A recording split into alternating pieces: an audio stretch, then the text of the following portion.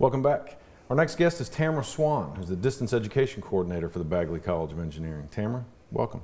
Thanks for having me. Let's start with an overview of the Bagley College's Distance Education Program. Tell us about it. Okay, well, we have an excellent graduate program through the college. Almost all of our graduate programs are available via distance. That is in our master's programs and our Ph.D.s. That is not unique in the country, but there are very few opportunities like that. So you can get an entire master's or Ph.D. completely online. Some of our masters are thesis-based, some of them non-thesis-based. And on top of the fact that they're so easily accessible via online education, they are also accredited. So we are ranked by U.S. News and World Report in the top 25 programs nationwide consistently. And we're also ranked by GetEducated.com as a best buy consistently. Okay.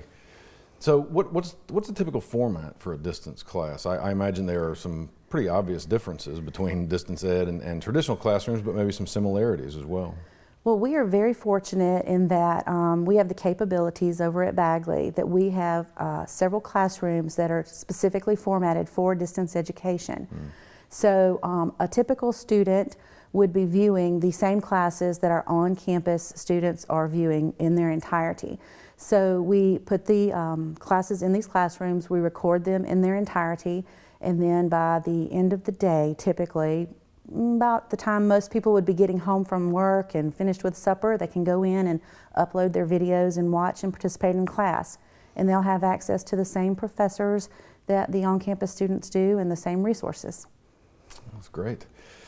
I imagine the concept of distance is still somewhat unfamiliar to many students. What are the typical sort of questions and concerns a prospective student might have about distance ed and engineering? Well, like I said, there's several different formats for distance education. So you might have some classes in other colleges, for example, that you're almost an independent learner. You're having to go through all the materials on your own, take tests at the end. As I mentioned, you know, our classes are formatted so they're viewing exactly what the on-campus student does. They have access to the faculty via email, our web-based learning network that they can get, our platform. And a lot of students kind of feel like they're going to be out there alone, and that's not the case. So they have access to the dean's office, myself and others who can help them with their paperwork or making sure that they find out the answers that they need so that they're not, if they see on a form, hey, you have to go get these signatures, no, we can help you with that kind of thing.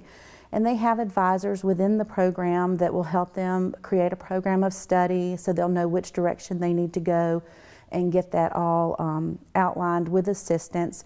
The technology unit is available to them. They have a specific email address that they can get support from. And they will find that with this specific format that they have a lot of the same resources that our on-campus students do. Okay. And as far as the student population, is it mainly students in the southeastern United States, or they spread over other parts of the country as well?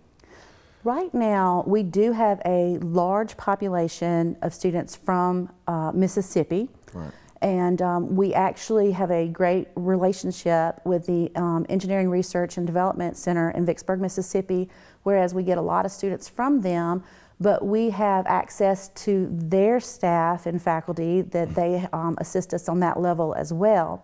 But then we do have students from around the rest of the country, and we even have a few students internationally. So that's the blessing of having these fully recorded courses, that they can go in and access those courses anytime, anywhere, and then get back with the professor with any questions they might have afterwards. Right, yeah, that's great.